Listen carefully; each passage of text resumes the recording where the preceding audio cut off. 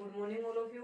BSc part first में physical chemistry की unit 4 चल रही थी अपनी केमिकल काइनेटिक्स। उसमें हम पढ़ रहे थे रिएक्शन के रेट के बारे में। तो इससे पीछे वाली क्लास में हमने पढ़ा था रेट लो को पढ़ा था, ठीक है। और उसके साथ साथ में जो एवरेज वेलोसिटी है, एवरेज रेट है किसी भी रिएक्शन का, किस प्रकार से डिटरमाइन करते हैं वो पढ़ा था। उसका फॉर्मूला आया था अपना एवरेज रेट वाला। तो एवरेज रेट का फॉर्मूला था यहाँ पे dx अपॉन में dt। ये से माइनस में रिएक्टेंट्स के लिए कुछ मतलब ये से बोला कि इतने टाइम में, इतना कि अक्ष टाइम में रिएक्टेंट की कंसंट्रेशन पहले y थी और बाद में वो कितनी होगी, z होगी। तो z माइनस वाई, तो कंसंट्रेशन में जो चेंज आया है वो और डिवाइडेड बाय टाइम की 25 मिनट है या 30 मिनट है वो नीचे रखना है। तो इस प्रकार से सोल्व करने से जो अपना बनेगा वो रहेगा एवरेज रेट। आज हम पढ़ेंगे concentration dependency of rate. Rate की सांद्रता पे निर्भरता किस प्रकार से रहेगी। Concentration dependence of rate, order and molecularity. तो मेनली अपने को ये पढ़ने है, ऑर्डर पढ़ना है और किसी भी रिएक्शन की मोलिकुलरिटी को पढ़ना। देखिए सबसे पहले हम पढ़ेंगे यहाँ पे ऑर्डर, मोलिकुलरिटी पढ़ेंगे। उसके बाद में देन हम इन दोनों में क्या करेंगे, कंपेरिजन करेंगे ऑर्डर और मोलिकुलरिटी में। तो ऑर्डर को हम हिंदी में बोलते हैं कोटि।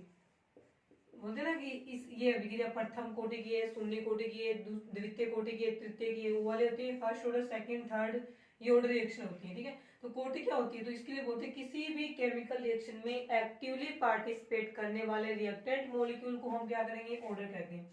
ऑर्डर कहेंगे उस रिएक्शन का। तो इसमें हम लिखेंगे number of reactant molecule, number of reactant molecule whose participate, whose actively participate in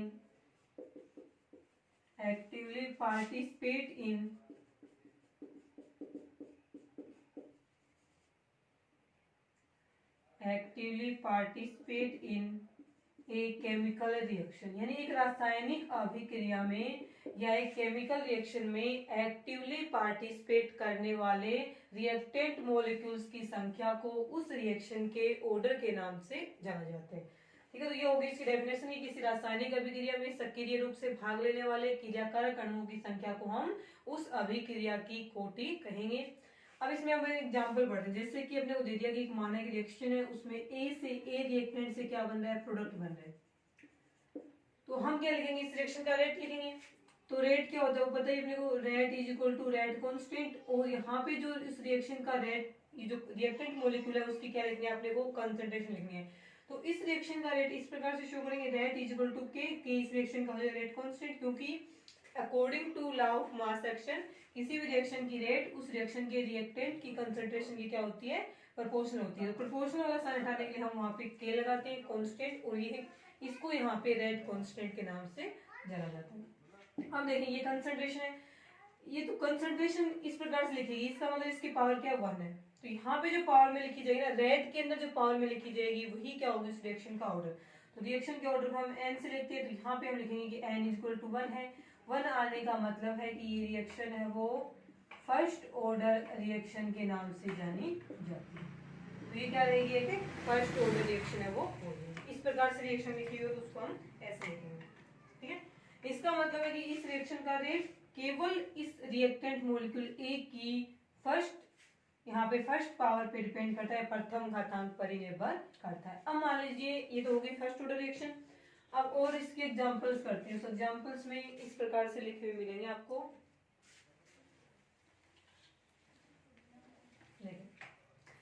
अपने को लिख दिया, दो रिएक्शन दे दी, एक तो ये दी ए प्लस में बी, ए प्लस में बी है, आपस में मिलके प्रोडक्ट बना रहे हैं, ठीक है। और दूसरा आपको इस प्रकार से लिख दिया, दूसरी केमिकल रिएक्शन में कि 2A मॉलिक्यूल्स, इसमें भी 2 है, 1 और 2 ए के दोनों के, इसमें दोनों ही ए के है या दोनों के बी के भी लिख सकते हो, यहाँ भी प्रोडक्ट बन रहा है। अब इन दोनों रिएक्शन का रेट लिखेंगे, तो यहाँ पे रेट किसके इक्वल आएगा, रेट इज इक्वल टू के। तो किसके इक्वल आएगा कि रिएक्टेंट मॉलिक्यूल्स की कंसंट्रेशन भी, तो ए की कंसंट्रेशन और यहाँ पे हम लिखेंगे बी की कंसंट्रेशन। देखो 1 1 2 होगी पावर, यहाँ पे क्या लिखेंगे, इसकी पावर है प्लस में लिखी जाएगी, यानी एन की वैल्यू क्या है 1 + 1। एक इसके इसका मतलब 2। N2 आ गया, इसका मतलब ये कौन सी है, तो हम बोलेंगे कि ये एक सेकंड ऑर्डर रिएक्शन है। तो ऑर्डर कब बताया हमें, उस रिएक्शन का जो फाइनल रेट लो लिखा जाता है, इस प्रकार से उसे देख करके लगाते हैं, क्योंकि ऑर्डर है वो इनकी जो रिएक्टेंट मॉलिक्यूल्स की कंसंट्रेशन की पावर है उनका क्या होती है, ऐड होती है। कंसंट्रेशन की पावर को जोड़ेंगे रेट लॉ में जो लिखी हुई है, तो वो हमें क्या बताएगा, इस रिएक्शन की ऑर्डर के बारे में बताता है। अब इस रिएक्शन का यदि हम रेट लिखें तो इसका रेट लो लिखा जाएगा, रेट इज इक्वल टू के। अब ए है रिएक्टेंट मॉलिक्यूल सिर्फ एक है, इसके खुद के दो हैं, तो इसके आगे जो भी जितनी संख्या लिखी हो ना वो इसकी पावर में चली जाएगी।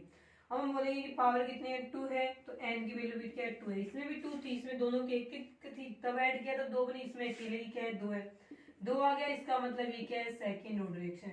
इस प्रकार के पढ़ी हुई ना सेकंड ऑर्डर रिएक्शन, एक तो वे जिनमें दोनों रिएक्टेंट मॉलिक्यूल एक जैसे हों, और एक वे जिसमें दोनों रिएक्टेंट मॉलिक्यूल क्या हो, डिफरेंट हो, तब बनेगी ये वाली। ये रहेगा आपके सेकंड ऑर्डर रिएक्शन के बारे में, किस प्रकार से रेट लो देखते हैं। इसके अलावा जो थर्ड ऑर्डर वाली रिएक्शन है ना, उनके 3-4 प्रकार है, वो देखते हैं कि उसको हम किस किस प्रकार से लिख सकते हैं। तो यहाँ पे देखिए हम लिखेंगे थर्ड ऑर्डर रिएक्शन को,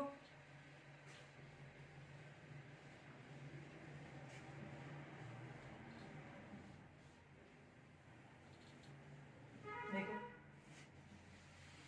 थर्ड ऑर्डर रिएक्शन में क्या रहेगा, अपन देख रहे हैं, जैसे ऐसे लिखा हो 3A प्रोडक्ट बना रही है, यदि ऐसे लिखा हुआ हो A प्लस में 2B, इससे भी प्रोडक्ट बनेगा। ऐसे लिखा हुआ हो 2A प्लस में B, इससे भी क्या बनेगा, प्रोडक्ट बनेगा। ऐसे लिखा हुआ हो 3B, इससे भी क्या बनेगा, प्रोडक्ट बनेगा। 4 प्रकार से हमने इसको शो कर दिया, और इस प्रकार से तो सेम ही हो गया ना, 3 बोला। ऐसे करें इसको कि तीनों अलग अलग हैं, A प्लस में B प्लस में C, इन्होंने मिलकर भी क्या बना लिया, P प्रोडक्ट का फॉर्मेशन है वो कर लिया। इस प्रकार से अब इनके रेट लो लिखने में, इस रिएक्शन का रेट लिखेंगे तो इसमें आएगा के, रिएक्टेंट की कंसंट्रेशन, रिएक्टेंट सिर्फ ए है और इसकी पावर, इसके आगे 3 लिखा, 3 मोल है इसके, तो यहाँ पे पावर लग जाएगी 3। इसके लिए रेट लिखा जाएगा, तो रेट किस प्रकार से लिखेंगे, रेट इज इक्वल टू के, रेट कांस्टेंट ए है रिएक्टेंट में और ए की पावर कुछ नहीं है, तो सीधे लगेंगे, मतलब ए का सिर्फ एक मॉलिक्यूल्स है, बी के कितने हैं, 2, तो बी वाले को हम ऐसे लिख देंगे बी की पावर 2। इस रिएक्शन का यदि रेट लिखेंगे तो रेट लिखा जाएगा यहाँ पे रेट कांस्टेंट के। अब ए के कितने हैं, 2 है, तो यहाँ पे हम लिखेंगे ए की पावर में 2, और बी का सिर्फ एक ही है, तो यहाँ पे हम क्या लिख देंगे, बी लिख देंगे। अब इस रिएक्शन का रेट यदि लिखना चाहें तो इस रिएक्शन का रेट क्या आएगा, rate is equal to rate constant के, यहाँ पे ए बी और सी तीनों ही रिएक्टेंट मॉलिक्यूल, तीनों के एक एक मोल से, इसको ऐसे लिखेंगे। अब यहाँ पे हम निकालेंगे ऑर्डर ऑफ रिएक्शन, यानी एन की वैल्यू है वो हमें यहाँ पे कैलकुलेट करनी है। तो देखिए एन की वैल्यू कैसे आएगी, ये रिएक्टेंट मॉलिक्यूल्स की रेट लो में रिएक्टेंट मॉलिक्यूल्स की कंसंट्रेशन की जो पावर होती है उसका ऐड ही क्या है, ऑर्डर ऑफ रिएक्शन है। इसमें सिर्फ एक ही है रिएक्टेंट मॉलिक्यूल्स की पावर 3, तो ये थर्ड ऑर्डर रिएक्शन होगी। इसमें 1 इसकी पावर है, 2 इसके, दोनों को ऐड करना है, 1 + 2 ये भी 3, इसमें 2 + 1 2 + 1 ये भी 3, और इसमें 1 + 1 + 1 तीनों का एक है, तो ये भी क्या आएगा 3। तो सभी की ऑर्डर क्या है, 3 है, इसका मतलब ये तीनों ही क्या है, थर्ड ऑर्डर की रिएक्शन है। आगे समझ में, इस प्रकार से हम रेट लो को देख करके रिएक्शन की जो ऑर्डर होता है रिएक्शन का उसको बता सकते हैं। ये होता है रिएक्शन का ऑर्डर। ऑर्डर के बाद में हम आगे लिखेंगे रिएक्शन की जो ये सेकंड वाला स्टेप है, ये मोलिकुलरिटी क्या होती है। तो देखें, मोलिकुलरिटी को हिंदी में बोला जाता है अणुसंख्यता के नाम से, ठीक है। तो मोलिकुलरिटी को हिंदी में हम बोलेंगे अणुसंख्यता। अब ये होती क्या है अणुसंख्यता, वो देखें। तो रिएक्शन का ऑर्डर है वो पता चल गया ना। अब ये जो अपना रेट लो लिखते हैं ना किसी भी रिएक्शन का, उस रेट लो में जितने रिएक्टेंट मॉलिक्यूल्स हैं उसके बेस पे हम ऑर्डर निकाल रहे हैं। तो रेट लो में तो वही लिखी जाएंगी जो रिएक्शन में एक्टिवली पार्टिसिपेट करते हैं और सक्रिय रूप से भाग लेते हो। जो सक्रिय रूप से रिएक्शन में भाग नहीं लेते हैं उनको रेट लो में कभी भी नहीं लिखा जाता है। इस कारण से हम केवल रेट लो को देखकर ही रिएक्शन का ऑर्डर है वो बता सकते हैं, लेकिन मोलिकुलरिटी को नहीं बता सकते। अब मोलिकुलरिटी को हम रिएक्शन का रेट लो देखकर क्यों नहीं बता सकते वो भी पढ़ेंगे। देखिए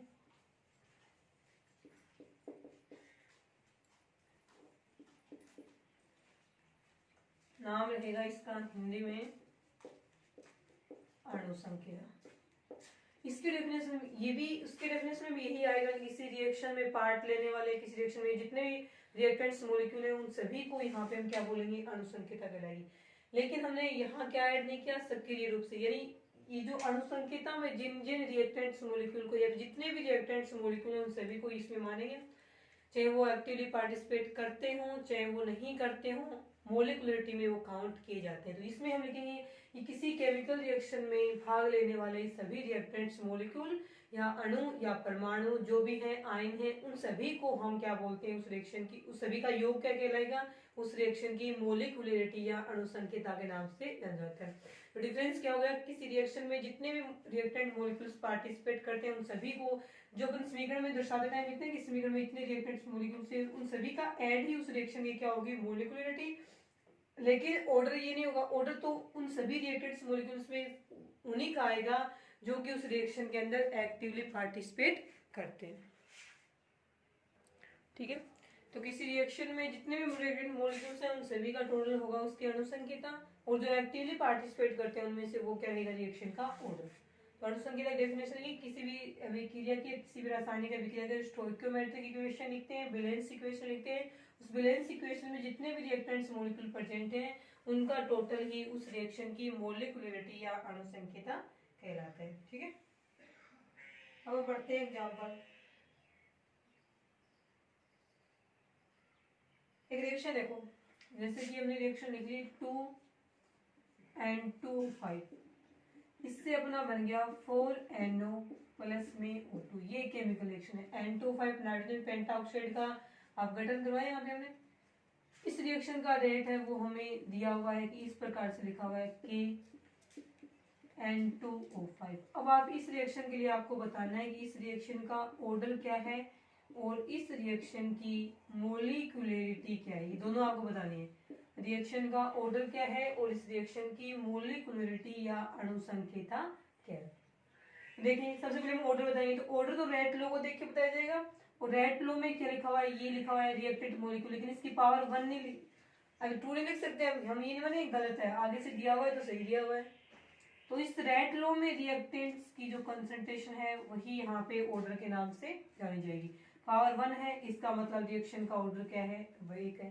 ठीक है, देखने से लग रहा है ना सेकंड ऑर्डर है, लेकिन इसमें रेट लो में सिर्फ रिएक्टेंट, ये जो रिएक्शन का रेट है ना वो इस रिएक्टेंट मॉलिक्यूल की कंसंट्रेशन के प्रथम घातांक पे निर्भर करता है, इस कारण से इसका ऑर्डर क्या है, 1 है। अब इसकी हम लिखेंगे मोलिकुलरिटी। तो मोलिकुलरिटी में रेट लो देखते ही नहीं है, सिर्फ इस इक्वेशन को देखते ही हम उसकी मोलिकुलरिटी बताते हैं। अब देखिए इक्वेशन में क्या लिखा हुआ है कि 2N2O5 के 2 मॉलिक्यूल्स हैं। तो किसी भी केमिकल रिएक्शन में जो ऐसी इक्वेशन लिखी मिलेगी, बैलेंस की हुई स्टोइकियोमेट्रिक इक्वेशन लिखी मिलेगी, उस रिएक्शन में जितने भी रिएक्टेंट मॉलिक्यूल प्रेजेंट हैं वो सारे के सारे उसकी मोलिकुलरिटी के नाम से जाने जाएंगे। 2 हैं तो इसकी मोलिकुलरिटी होगी 2। अभी हमेशा जरूरी नहीं होता कि रिएक्शन की ऑर्डर मोलिकुलरिटी सेम हो, कोई जरूरी नहीं है, अलग अलग हो सकता है। तो ये वाला देखो जिसमें दोनों क्या है, अलग अलग है। तो मोलिकुलरिटी रिएक्शन को देख के बताई जाएगी, रिएक्शन में जितने भी रिएक्टेंट मॉलिक्यूल है वो सारे ये कहलाएंगे। ऑर्डर है वो रिएक्शन के रेट लो को देख करके बताया जाता है। ये नेट नोट कर लेना इसमें कि ऑर्डर रिएक्शन के रेट को देख के बताएंगे, और रेट में जो कंसंट्रेशन की पावर है रिएक्टेंट मॉलिक्यूल की उसको देख के बताते हैं। जबकि मोलिकुलरिटी है वो जितने भी यहाँ पे मॉलिक्यूल्स प्रेजेंट हैं रिएक्शन के अंदर, उसको टोटल जो है जितने रिएक्टेंट मॉलिक्यूल है उनको हम लिखेंगे यहाँ पे मोलिकुलरिटी में। ठीक है, दोनों के अंदर डिफरेंस। अब देखिए एक रिएक्शन और भी है, एक हेडिंग लिखिए, ये वाला कई बार आता है क्वेश्चन। इसी में है ऑर्डर मोलिकुलरिटी में pseudo first order reaction, pseudo first order reaction. ठीक है, इसको हिंदी में बोलते हैं छदम प्रथम कोटि की अभिक्रिया। छदम प्रथम कोटि की अभिक्रिया होती क्या है, इसमें आता है कि वे रिएक्शन जिनकी ऑर्डर और उनकी मोलिकुलरिटी यानी अभिक्रियाओं की कोटि और उनकी अणुसंख्यता का मान डिफरेंट होता है, अलग अलग होता है, तो सेम नहीं होता है, ये इन दोनों का वैल्यू जो आएगी वो अलग अलग आएगी, तो वे रिएक्शन है वो क्या कहलाती है, स्यूडो फर्स्ट ऑर्डर रिएक्शन कहलाती है। तो इसकी डेफिनेशन में लिखेंगे कि हम कि वे रासायनिक अभिक्रियाएं जिनके ऑर्डर और उनकी मोलिकुलरिटी का मान अलग अलग आता है, वे रिएक्शन यहाँ पे स्यूडो फर्स्ट ऑर्डर रिएक्शन के नाम से जानी जाती है। तो ये दोनों क्या आएंगी, अलग अलग आएंगी। अब इसका बढ़ते हैं एग्जाम्पल। एग्जाम्पल में हमने पढ़ा है कि CH3 COO C2H5, ठीक है। ये है आपका एस्टर, एसिडोएस्टिक एस्टर, नाम लिखते हैं इसका एसीटो एसिटिक एस्टर। इसका हमने करवाया यहाँ पे वाटर हाइड्रोलाइसिस। तो इसका किसका एग्जांपल है, तो स्यूडो फर्स्ट ऑर्डर रिएक्शन का एग्जांपल हो जाएगा वाटर हाइड्रोलाइसिस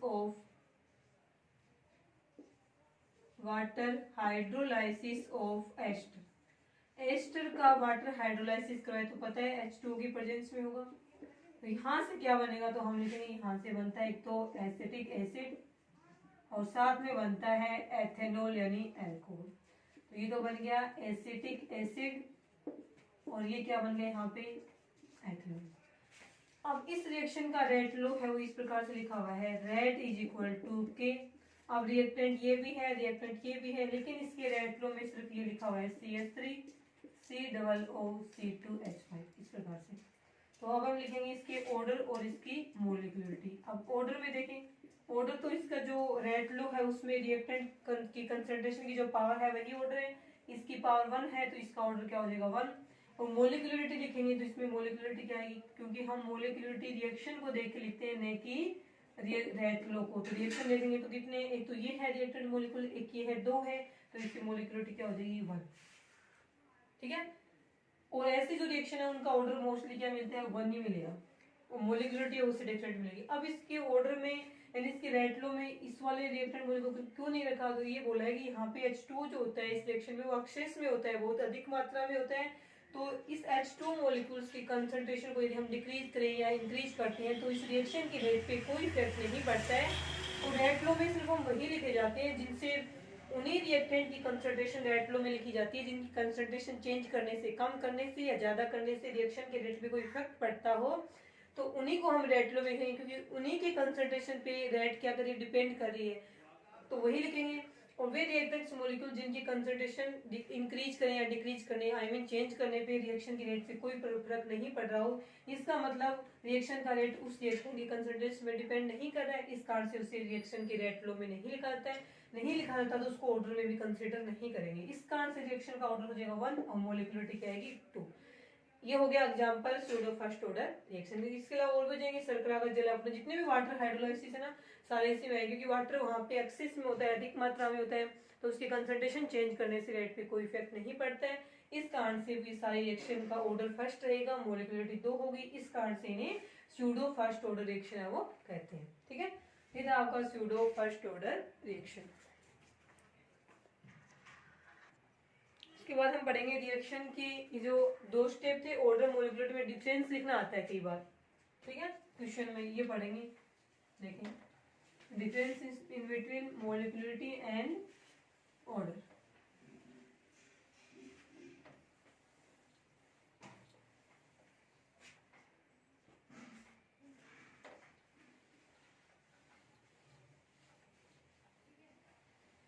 देखें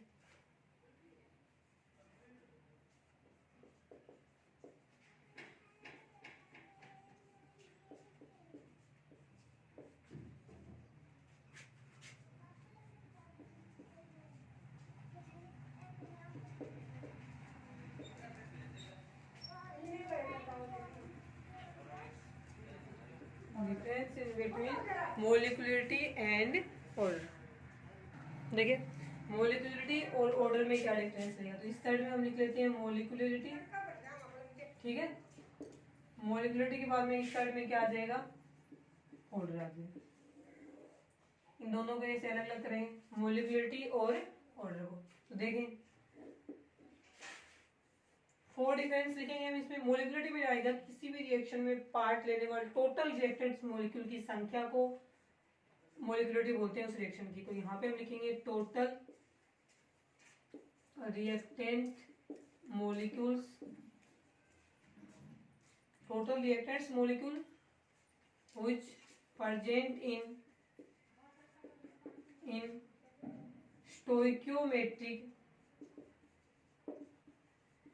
इन स्टोइकियोमेट्रिक इक्वेशन है किसी भी अभिक्रिया की स्टोइकियोमेट्रिक समीकरण में उपस्थित सभी रिएक्टेंट्स मॉलिक्यूल की टोटल को हम क्या बोलेंगे, टोटल नंबर बोलते हैं, टोटल नंबर ऑफ, ठीक है। मॉलिक्यूलरिटी होगी उसकी, ऑर्डर में आ जाएगा reactants molecule,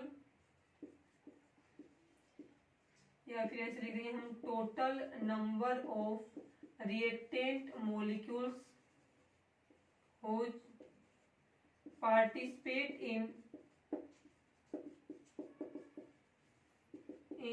whose actively participate लिखेंगे, जो सक्रिय रूप से भाग लेते हैं, whose actively participate in reaction, या फिर जिनको हम रेट लॉ में एक्सप्रेस करते हैं वो वाले हो जाएंगे। ऑर्डर निकालने का जो तरीका होता है कि रेट लॉ में जो रिएक्टेंट्स मॉलिक्यूल की कंसंट्रेशन लिखी हुई है उसकी जो पावर है उसको ऐड करने से हमें उस रिएक्शन की ऑर्डर है वो मिल जाती है। अब मॉलिक्यूलरिटी में सेकंड आएगा कि ये थ्योरेटिकल है, थ्योरेटिकल तो है ना, रिएक्शन को देख के बता देंगे इसकी मॉलिक्यूलरिटी कितनी है, तो वो क्या हो गया थ्योरेटिकल, कोई प्रैक्टिकल नहीं करना पड़ा, तो बोलेंगे ये एक थ्योरेटिकल स्टेप है, सिद्धांतिक पद है।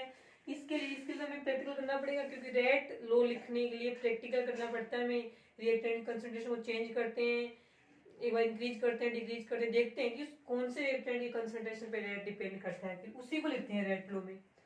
ये इसके लिए हमें क्या करना पड़ेगा, प्रैक्टिकल करना पड़ेगा। इस कारण से ये क्या होगा, तो इसके लिए लिखेंगे कि यह एक प्रैक्टिकल स्टेप होते हैं, प्रायोगिक पद होता है। इसमें लिखेंगे कि इसका मान मॉलिक्यूलरिटी है उसकी वैल्यू ऑलवेज पॉजिटिव में होती है, जीरो तो हो ही नहीं सकती, जीरो से ज्यादा की, इसकी वैल्यू ऑलवेज पॉजिटिव होगी, जबकि इस वाली पॉजिटिव भी हो सकती है, जीरो भी हो सकती है और नेगेटिव भी हो सकती है।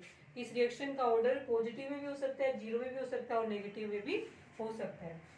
उसके बाद में फोर्थ डिफरेंस यदि हम लिखते हैं तो इसमें आएगा कि ये ऑलवेज फुल इंटीजर होती है, इसकी जो वैल्यू होती है वो ऑलवेज किस में रहेगी, फुल इंटीजर में रहेगी। जबकि ऑर्डर में क्या आएगा कि ऑर्डर में क्या होता है, ये इंटीजर भी हो सकती है, इंटीजर भी हो सकती है और ये फ्रैक्शन में भी हो सकती है। मतलब कि किसी रिएक्शन का ऑर्डर पूर्णांक में भी हो सकता है, कोई कंप्लीट नंबर 1 2 3 4 ऐसे भी हो सकता है, और फ्रैक्शन के रूप में भी, जैसे 3/2 है ऑर्डर, रिएक्शन का ऑर्डर है 1/2 है, इस प्रकार से हो सकता है। लेकिन मॉलिक्यूलरिटी हमेशा क्या रहेगी, फुल इंटीजर में रहेगी। और जीरो होती है ना रिएक्शन की ऑर्डर, जीरो भी होती है, माइनस में वैसे ओवरऑल माइनस में नहीं होती किसी रिएक्शन का ऑर्डर, लेकिन हम यदि किसी पर्टिकुलर रिएक्टेंट के रिस्पेक्ट में देखें तो इसका जो ऑर्डर है किसी रिएक्शन का वो क्या मिल सकता है, हमें नेगेटिव भी मिल सकता है। आगे समझ में, ये रहेगा difference in between molecularity and order. इसके बाद में अपने को पढ़ना है कि जीरो ऑर्डर रिएक्शन क्या है, फिर उसके जो मैथमेटिकल डेरिवेशन है वो पढ़ने हैं, उसको फर्स्ट ऑर्डर रिएक्शन क्या है, सेकंड क्या है, थर्ड क्या है, इन सभी के डेरिवेशन है वो पढ़ने हैं, ठीक है।